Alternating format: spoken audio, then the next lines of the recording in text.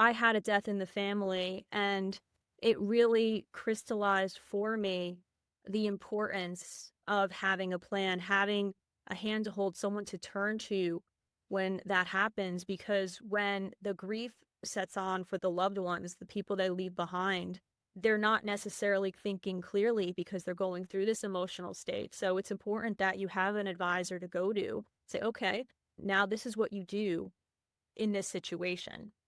Someone with a clear head without the emotions of the grief.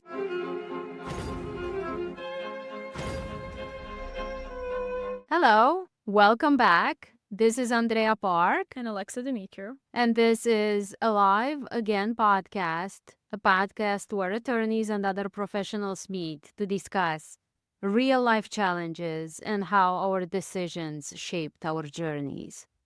Our guest today is the wonderful Sarah Briguglio. She is an attorney licensed in New Jersey, New York, Florida, and Texas. She focuses her practice on complex estate planning, Medicaid planning, guardianships, and elder law, trust and estate administration, intergenerational wealth transfer, and tax planning. Thank you, Sarah, for being here with us. It's such a pleasure to have you. Yes, thank you so much for having me. When I was first approached with this podcast, I was very excited because I am so thrilled to be part of the work you do and helping people regulate themselves in the profession and adapt to challenges. It's so important. Thank you so much. So, very few attorneys are licensed to practice in several states like you do. First, what drew you to law, first of all, and second of all, to this area of practice? Absolutely. That's a great question. And I will say this area gives me a lot of reward because I'm helping families. I'm helping people protect their children, their loved ones, their parents, and helping them build a legacy and a plan. You would be surprised how many people don't have estate plans or do planning. And, this affects the next generation with respect to their assets and their family dynamics. So it's really critical to plan, and I'm happy to give my clients peace of mind and guide them through this process. It's true that the work that you do takes people through the most vulnerable periods of their lives, basically. And from your experience, what emotions do you see in the testator and also the families? Yes, that's a great question. And I'll say that every family is different, but I will say that quite often there is fear. For example, with Medicaid planning, right? My clients don't necessarily, when they come to me, they're like, how are we going to pay for these long-term care costs? You have nursing home and assisted living facilities, for example, where it could be 8 to 10 grand a month. And they think, okay, where is this money going to come from?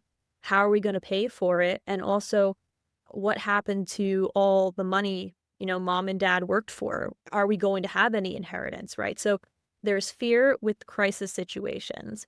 With more proactive or long-term planning, there is a little bit of apprehension, but excitement because they're like, okay, what is this world that we're walking into? Some people, they've never even thought of a will. They don't know what a will is. And they're like, okay, this is a totally different dynamic that we're trying to step into. But I find after you have a couple conversations with people, they're ready to face it. They feel comfortable because, like you said, it's a topic where they're facing issues they don't necessarily want to face. Like, okay, well, nobody wants to think about death and what happens as they approach that. But, it's super important to think, okay, what happens when I'm gone? What's going to happen to my loved ones? These are key considerations to have thought about and planned for before that moment comes. As you were talking, I was thinking about the same thing because I just read over the sheet of paper that my mom has with a few questions. And I just have like a knot in my throat thinking about like death and about planning for death and things like that. Because ultimately you're planning for someone to die. Right. And how does that affect the way that you see death? Yes, absolutely. I had a death in the family, and it really crystallized for me the importance of having a plan, having a hand to hold, someone to turn to when that happens. Because when the grief sets on for the loved ones, the people they leave behind, right? They're not necessarily thinking clearly because they're going through this emotional state. So it's important that you have an advisor to go to. Say, okay, now this is what you do in this situation. Yeah, someone with a clear head without the emotions of the grief. And yeah, it's true. It's true. I have a saying, prevention, it's better than solving a problem or than wait and see what's going to happen. We'll cross the bridge when we get there. Yeah. Sayings. And from your experience, how do you explain this prevention to clients so they do the right thing for the family actually, and they don't get to decisions made from fear, where we have so many examples where families don't speak after a death because of this. So how do you approach prevention? Yes, that's a really great question. And I will say the best way that I approach it with them is I tell them situations where, okay, here are situations that have gone wrong because planning hasn't been done, right? For example, there are families where there are disputes after because maybe the documents weren't drawn up by an attorney and it's costing them a lot of fees to resolve their disputes with respect to the inheritance, right? That's something you want to avoid. Or it was unnecessarily complex with the beneficiary designations that they had, and there's different accounts everywhere, and the heirs don't necessarily know, okay, where are mom and dad's assets, right? There's confusion there. And then I tell them, think about how much money you can save, what kind of legacy you can leave. If you do, for example, proactive Medicaid planning, you could potentially give your children hundreds of thousands of dollars.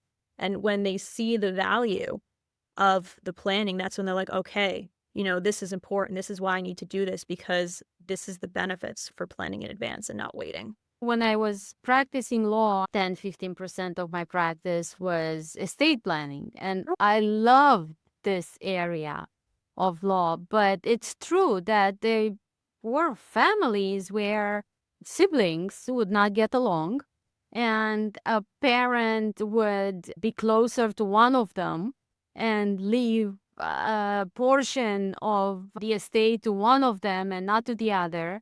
And after that, unfortunately, it's not a pretty sight. Yes, absolutely. I couldn't agree more. And can you please explain for our listeners the difference between a will and a trust? And what is the benefit of having a trust versus a Yes, will? that's a great question. And basically, you think of a will as instructions for what happens to your assets or your stuff, as just a general term, after you pass away. The will goes through probate, which is a court process, and it's a public process. So your wishes will be known to people who could potentially search for your estate, and it could be a time-consuming process. The benefits of a trust or minimizes or avoids probate, right? Because that vehicle bypasses it. And also there's benefits of asset protection. So if you have concerns about creditors or lawsuits, Medicaid recovery, or costs from assisted living or a nursing home, a trust can safeguard those concerns. I have clients who come to me with the concern that, okay, you know, I want my child to inherit, but I really don't want their spouse to have access to those funds. I want to keep it with my descendants. How do we protect that child in the event of a divorce? And A divorce. trust planning lends itself to that, right? So there's safeguards and protections that come with a trust that don't necessarily come with a will. I want to ask a little bit more of a personal question because we've been talking a lot about being a lawyer and having a lawyer right next to me. I know that it takes up being a lawyer is your whole life, and it's very hard to have a personal life when you're a lawyer because it takes so much of your time. And even when you're in your personal time, you're still thinking about it. And it's long hours, et cetera, et cetera. How do you divide your time and how do you make sure that your practice, especially around so much death and so much sadness and anger and fear and so much negative energy, how do you leave that in the office when you go home in the evening? Yes, that's a great question. I think it's a lot of lawyers struggle with this because so much of our identity is the practice of law, right? And we really want to do a good job for our clients. And I think that's great. I think you should hold yourself to high standard and you want to protect your clients, right? But at the end of the day, you're a person, you're not a robot, and you have to allocate time to yourself. And that makes you more productive and a better attorney if you can think clearly and you're rested. Sometimes it's hard when you have a lot of flow, right? When you have a lot of clients to manage and to take care of. But I think what I've grown to appreciate is that you have to schedule your me time, right? And you have to be adept at having sort of like a mental shield, right? Like, okay, I did the best that I could today. I worked hard, but at this point in the day, this is my time. This is a time that I relax, that I do things that I enjoy. It could be something like meditation, exercise, whatever clears your head. It's a super important ritual to incorporate in your day and in your week. Are you able to really separate those things, or do you find yourself like I have moments where I don't even realize that I've accumulated so much anxiety and fear, and there are times when I just have to do a full reset. Do you feel sometimes you unwillingly accumulate a lot of those feelings too, and you just have to get it all out in one big go? I think if you're not careful, and this is what a lot of attorneys struggle with is burnout, right? A lot of stress, a lot of pressure just accumulates and you don't know it. It's sort of like, oh my God, wow, why do I feel so drained? Or why is my mood affected? And I think as I've practiced over time, I've come to be more in tune with myself.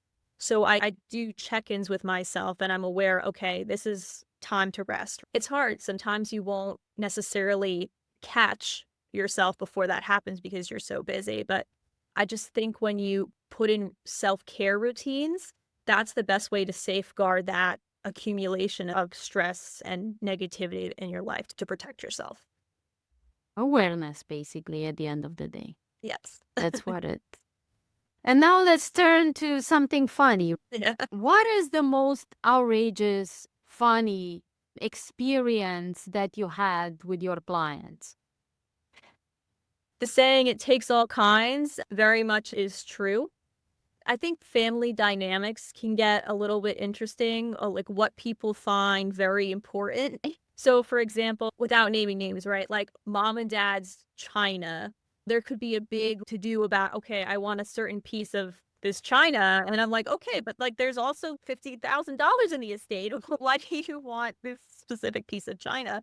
But, it's interesting to see sibling dynamics with small things like that. But hey, that's part of planning, right? You really want peace for the family. You don't want to be fighting over like a clown or a clown china like after you pass away, right? Like what's the significance of that, right?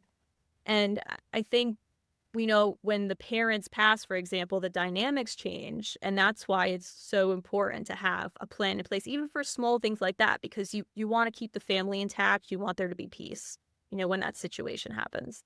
Yeah, my grandma was like that. She was a collector of china and like little trinkets and ceramic figurines. And since I was a little girl, she would always tell me, when I die, if you threw out these pieces, I'm going to come and haunt you. And since I was a little girl, that's what I've been told. Yeah, and and at one point, after telling her so many times, I made a joke. And I said, don't worry about it. I will sell it on eBay and make some money. That What the funny. that was on it. Yeah, so it's Yes. always and you're watching TV and all these shows that make fun of family dynamic. But at the end of the day, it's true because every family has discussions and people and stories like this that can be very funny. Yes. Absolutely. Some siblings, they just get along well, but they feel very strongly about something, right? So it's just a matter of negotiating and making them feel comfortable with the situation. I always tell people too, it's great to have your family on board. You want that. But ultimately, the client has the say whether they're making a trust or a will. It's your wishes, it's your stuff. You get to do what you want with your stuff. That's how it is. You know what? Speaking about that, I have a question. How do you feel about that personally, on a personal level? Because it's kind of ridiculous to be planning where your China is going to go after you're long and gone. I mean, what does that matter? How do you feel on a personal level about that? Money, I can understand, but physical things, how do you feel about that? Sure. So I find that people have very diverse motivations, right? And, there's sentimentality with certain pieces, and that's really drives people. Some people are driven by money. Some people are driven by memories and the connection to the person and wanting to keep a piece of them, with them. So while it can be like, okay, like as an observer, you're like, what's the big deal? To them, it's like, okay, like, you know, have this beautiful memory, like mom and I were doing XYZ, and this was a critical part of this memory, and I want to hold on to this, right? So I try to see it from their point of view. Why does this matter to someone? What is the key core motivation for this person? And that helps me with the planning to really try to step into their shoes. Yeah, because intergenerational wealth, it's not only about money or Yes, stuff. right. It's about legacies and about what do you leave behind for future generations to benefit from. And that is where you as an attorney come in to take the emotional part out of it and show them somehow, draft the documents, keeping in mind their wishes, but also without that emotional content that sometimes breaks families apart. That's right. And I tell people, listen, this is legally what we can do to honor your wishes. Absolutely. Your wishes are key. I'm going to get you from A to B.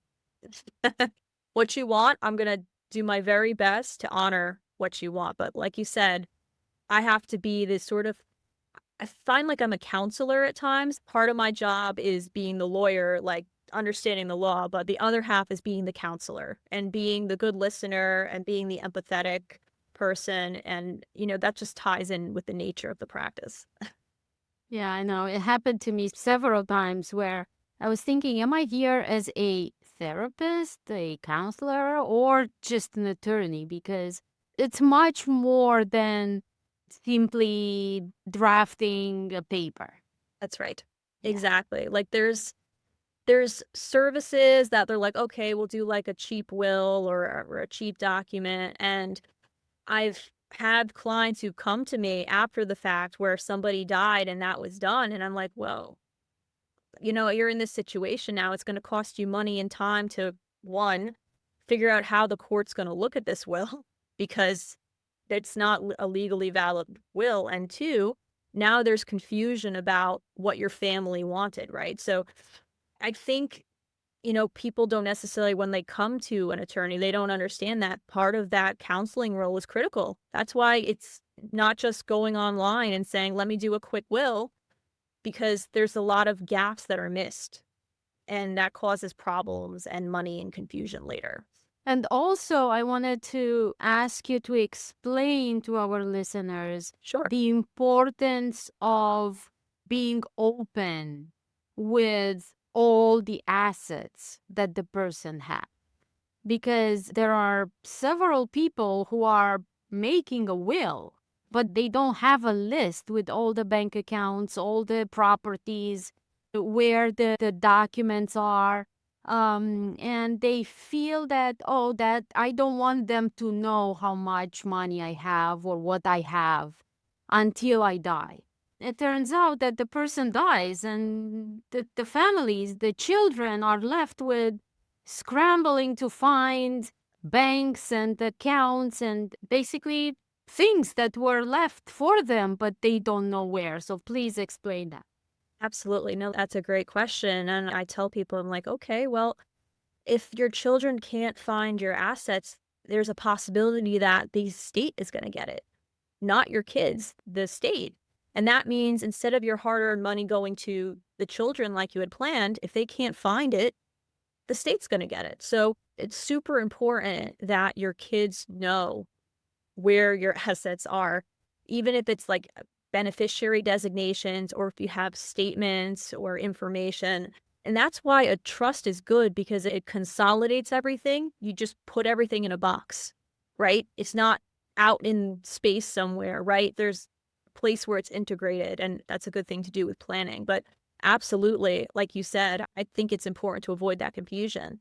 You're doing a lot of elder law and guardianship and Medicaid planning. A lot of times, families are forced to make a decision when there is no time or Right. things change really, really fast, make decisions under pressure. What guidance do you give your clients to stay grounded and aligned with what's the most important thing in that urgency without fear taking over? That's a really good question. And I think when a tragedy happens, like I've seen this where mom's great, mom's fine, and then she falls. And that leads to a cascade of issues. And now they're in a situation like, okay, I think mom is going to need more care. I can't take care of mom. Mom is falling during the night. Her health is declining. What do we do? And, at that point, I think it's very important to take a step back from yourself to understand that you're reacting. I have people who come to me that they're reacting and they're not necessarily thinking, right? Because they're going through a stressful situation. And I do crisis planning. Like, okay, somebody necessarily didn't plan for this with me 5, 10 years ago. Now they have to face it. And I tell them, we're in this crisis situation now, but we can still plan within the crisis, right? We can make the best of what we're doing. I tell people we can make the best of this situation. Panic doesn't necessarily make it better. We have to think through our options. It's very natural, very human to react that way.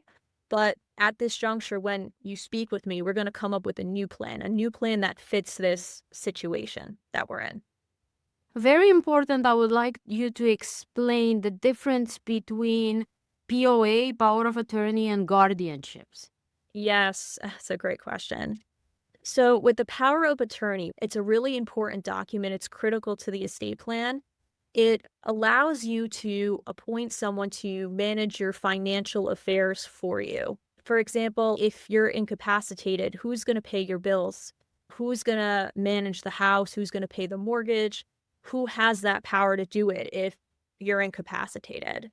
I see a lot of clients who didn't do a power of attorney. It's a problem because then you have to do a guardianship. The guardianship allows you to take control of the person's finances and make their health decisions. But the problem is it's expensive. And then you have to go through the court process. And if you had just done the power of attorney ahead of time, right, then you have that ability to make those decisions and you don't have to go through that process with the guardianship.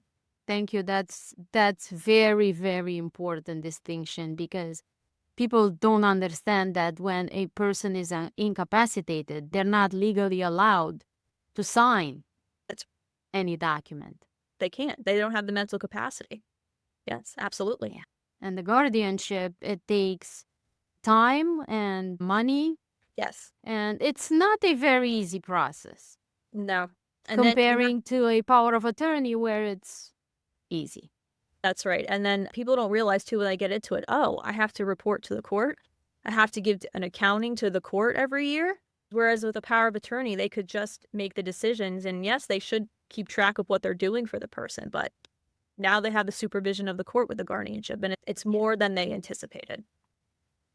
Your background in psychology is very unique in this field.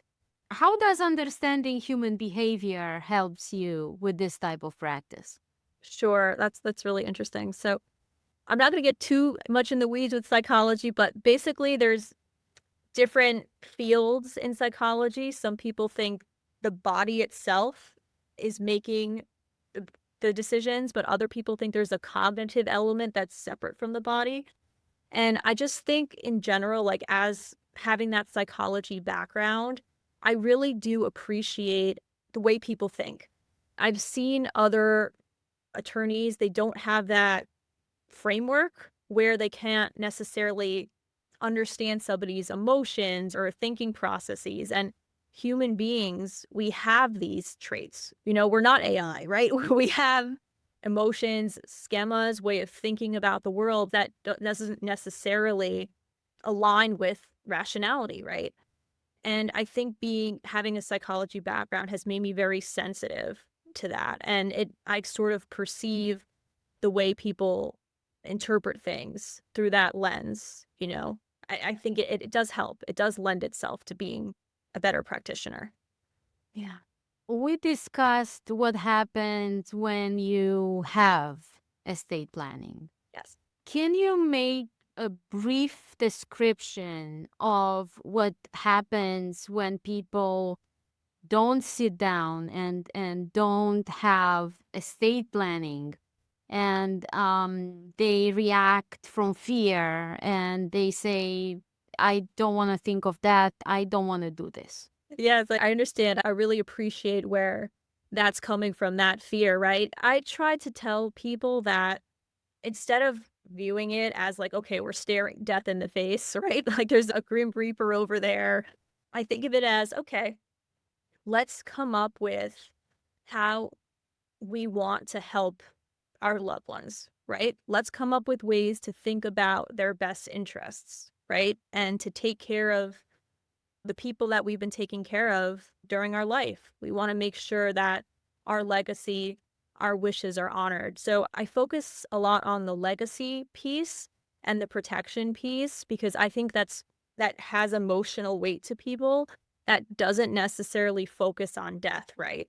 And I mean, obviously that's what we're doing is we're planning for death, but if we phrase it in a way that's softer, right? That helps people get through the process.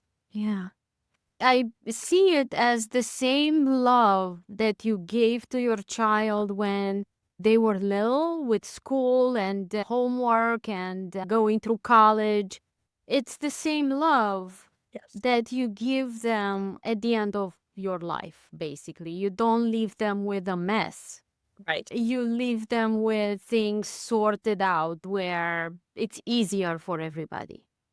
That's a beautiful way of explaining it. For someone listening that is thinking, well, I'll deal with this later, or they're afraid that if I have a will, it means I'm gonna die. Not if you can avoid I death. I've heard that, right, right. I've heard that so many times. What would you want to tell them to understand about peace, protection, and the freedom that comes from having everything, all these matters addressed properly? Yeah, definitely encounter that. I'm sure you've encountered that as a practitioner where people want to delay things. And I tell people, well, I understand that it's a challenging thing to think about, but you just don't know what is in store with life, right? You have young people having heart attacks. They're not in their 80s, right? Or accidents happen, right? A car accident. What's going to happen to your minor child? What protections are in place for them? Or what's going to happen to decisions you have to make in life, right? Regarding your money and your health. How is your spouse going to be taken care of?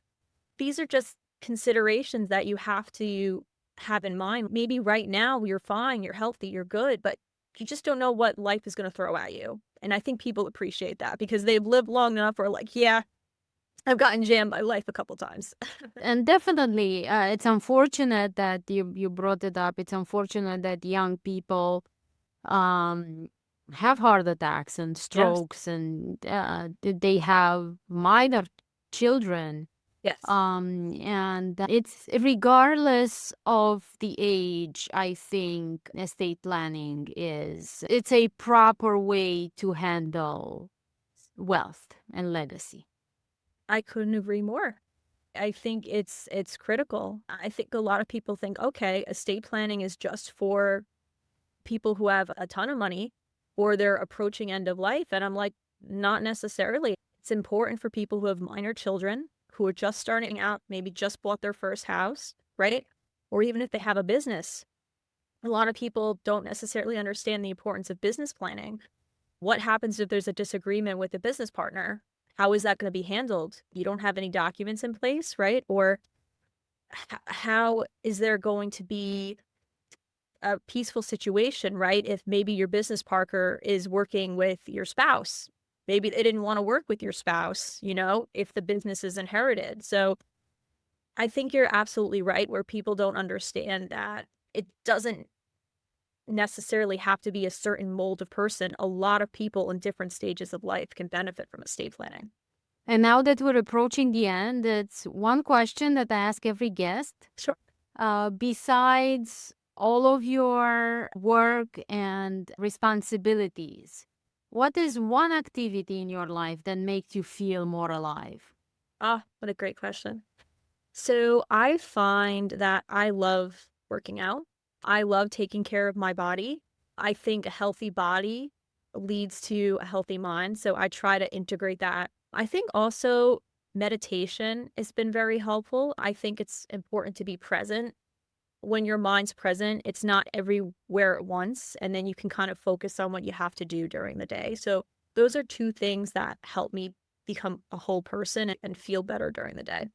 Sarah, thank you so much. It was wonderful to talk to you about such important decisions that we need to make in life. Absolutely. It was such a pleasure. Thank you so much for having me. I really enjoyed it. Our listeners, thank you for listening. For more conversations and more guests, please subscribe and follow us. Thank you. We'll see you in 2 weeks.